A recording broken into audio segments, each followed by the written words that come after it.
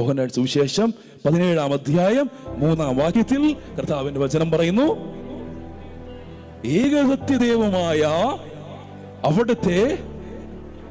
അവിടുത്തെയും അവിടെ നയിച്ച പുത്രനെയും അറിയുക എന്നുള്ളതാണ്. നമ്മൾ ആദ്യം യേശുക്രിസ്തുവിനെ മനസ്സിലാക്കണം. വചനം പറയുകയാണ്, ഏകസത്യദൈവമായ അവിടുത്തെയും. എത്ര ദൈവമുണ്ട്? ഒറ്റ ദൈവമുള്ളൂ. വേറൊന്നിന്റെ പുറകെ പോയരുത്. പിതാവും പുത്രനും പരിശുദ്ധാത്മാവുമായ ത്രിയേക ദൈവം. അപ്പൊ നമ്മൾ ചെയ്യേണ്ടത് ഏകസത്യമായ അവിടുത്തെയും അങ്ങയച്ച യേശുക്രിസ്തുവിനെയും അറിയുക എന്നതാണ് നിത്യജീവൻ.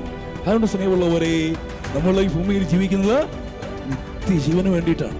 അപ്പോ ഇതിന്റെ ആദ്യഘട്ടം എന്ന് പറയുന്നത് യേശുക്രിസ്തുവിനെ അറിയുക എന്നുള്ളതാണ്. യേശുക്രിസ്തുവിനെ അറിയുക.